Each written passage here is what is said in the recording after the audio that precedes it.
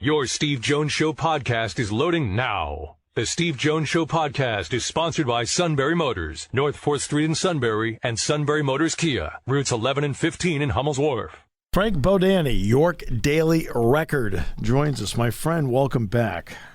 Good afternoon, Steve. How has the season gone so fast? Give me a reason. Give me an explanation. It's amazing how there's 10 down, and now all of a sudden you get to game 11. It's remarkable. Yeah. We know how hard James Franklin and his staff have recruited with the idea of obviously getting more to athleticism and so forth, but part of it was to get more depth into the program.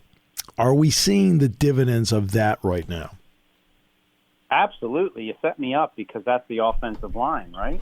Yeah. Right there is the depth, I think, because where else could you, can you imagine losing 3 starters like they have and being able to replace them, and not just replace them, but, one of the guys they're replacing with had never started a college game, had hardly played any snaps, meaningful snaps, right, in Drew Shelton. And, take out the competition, who they're playing or what time. It's still 2 Big Ten games.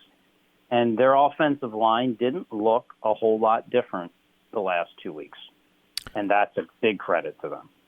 What have the tight ends meant in conjunction with the 2 freshmen in the running game?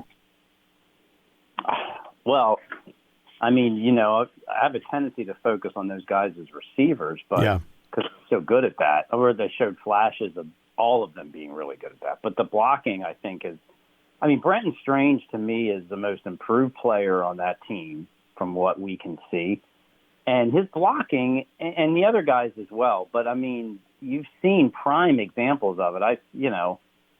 Tyler Warren, I think it might have been Nick Singleton's first touchdown run, with a great block. And sometimes that stuff gets overlooked, but tremendous addition. And the way that I think that Mike Yurcich has adjusted to having these guys as a big strength in both capabilities, receiving and blocking. And I love the full house backfield or the wing T or however you want to describe what they're doing. I think it's become really hard for defenses probably to try to defend them now because you don't know what they're doing even out of that formation from every given play, right? That's the creativity of using your strength, and I think it's a huge factor for them. How have you felt the last few games, really over the last month of watching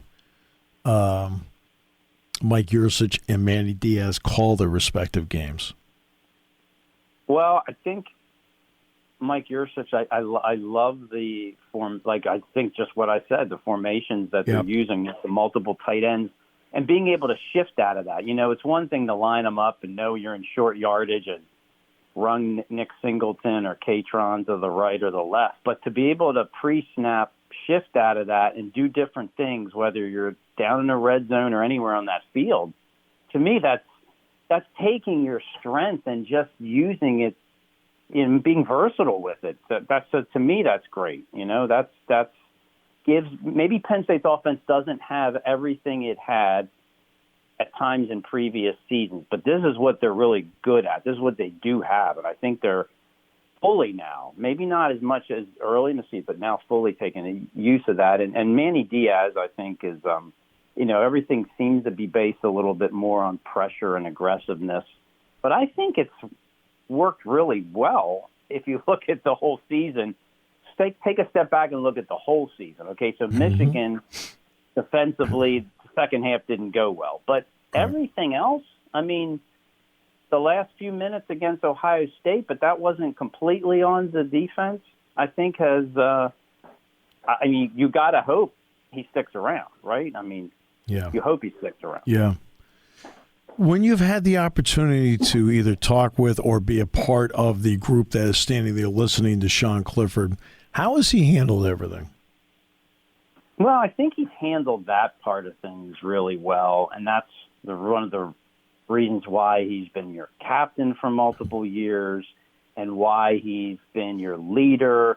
He's done those things exceptionally well, and I think it's got to be killing him in some ways, because his team didn't win the games he really wanted them to win and didn't look as good in certain ways offensively doing it. But he still has to face the music, and he has to represent his entire team when he comes out there. And I think he's handled that really well, because it would be easy for most people to have a little bit of an edge, to have a little bit of an attitude. And I think he's done a great job. And, and you see it that he's a business guy now, right? So yes. I think a lot of this plays into why you welcome that guy back with open arms. And I think he's upheld that. Because I think it's obvious. I mean, when you're sitting there, and they're still out warming up at the time, that when they go through the starting lineups on the video board and he comes up, there is a mixed reaction in the stadium. I know he hasn't really said much about it, have his teammates. Right. Well, and the thing is, when you come to a place like Penn State and you're going to be the quarterback and you're going to be the lightning rod for, the things that don't go well and maybe get a lot of credit for the things that do. And I think you to be successful, you have to understand that that's coming your way and to be able to deal with it, or you're never going to be able to handle that position. I think he knows it.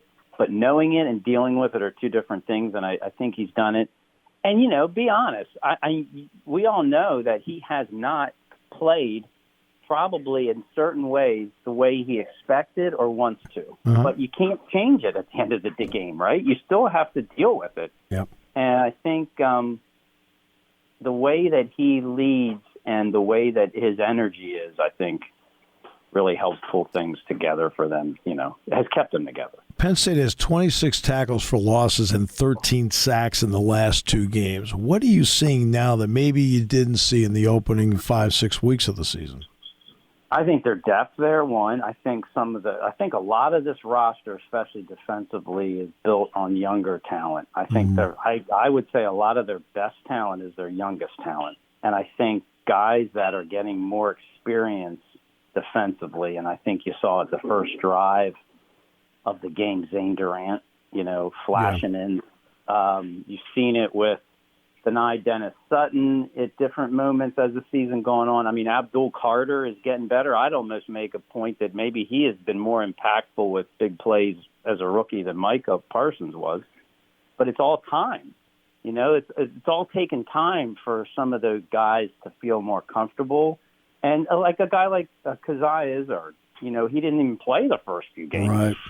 James made a mention, quickly. It would have been nice kind of to have him for the first part of the season, but it's going to take him a little bit of time. I think it's taken Adisa Isaac time to get back from his injury. All those things and that they're able to play their best as we hit November, which a lot of teams cannot do, I think says a lot about their depth and their youth and their motivation, and it's a good combination. As you're watching the game on Saturday, same thing the week before too, Carter, Brown, how impressed were you by the speed of that defense and how they run? I think that's what a big recruiting point has been, right? But Abdul Carter chasing down the quarterback, wow. I mean, and he hasn't. And we were there the first day that young man walked on the campus. It wasn't until June, so he hasn't been through their program for an entire year. He didn't enroll early. People forget. I mean, that's some of the promise we're talking about, and that speed. You can't teach that. You can't. You can help it, I guess, when it's on campus, but you can't completely redefine it. And those guys have it, and the defensive backs that they're also bringing in, if they sign these guys in December, are some of the fastest guys yet to come to join the team coming up from Florida. So I think that's huge because, if you want to beat Ohio State, right, you have to be able to defend their speed. And I think Penn State's a lot closer in certain ways than they were a few years ago. The kicking part of it, Jake Pinniger on kickoffs, and then what you've seen, he's now 11 of 13 in field goals. What kind of difference is he now making? He looks like a different kicker to me the last 2 weeks in particular. I mean, confident. And that ball, that he drove from 50 yards, the first field goal last Saturday. I mean, how that would have been good. Look from the press box, like it might have been good from 60 or more. I mean, that's how strong that kick was. And I don't think he's looked like that earlier in the season. And, he's lost his starting job. It says a lot for him to stick with this. Become a trend kind of with Penn State kickers in a way, right? They kind of have some tough goes of it, and they come back and they hang in there. I mean, Sam Ficken was a good example. Yeah. Robbie Gould had his struggles at times at Penn State, but all the credit to Jake because now you trust. I think it's trust with your specialist, and to me, there's no doubt I would trust him emphatically the rest of the season. He just has his groove, and I think it's his hard work and staying with it. But the last 2 weeks, 250 yards, and then not in good conditions, Steve, right? Right. I mean, that's what strikes me. The conditions were not great, yet Chris Stahl, the snap's right, Arnie Moore, the hold's right, and then he plants that leg, and the plant's not going to be easy, and he's still hitting it. And I think, and maybe this is wrong because I don't coach and I'm not on the field, I'm not a kicker, but to me there's just a confidence you can see with certain guys. I don't know. I kind of sense it. Like I remember Sam Ficken in that Ticket City Bowl. At the end of that game, that field is slippery and terrible, and he had a heck of a pressure kick to keep that game going. But to me, there was almost no doubt I felt like he was going to make it. Same with the kick in Ireland. I just thought he's going to make it. You just feel it. I don't know, and that's the way I felt about Jake on Saturday. Frank, it is always a pleasure. Great to see you on Saturday, and I look forward to seeing you again soon, my friend. Absolutely. Good week, good trip coming up. Hey, thanks. Appreciate it, Frank. Take care.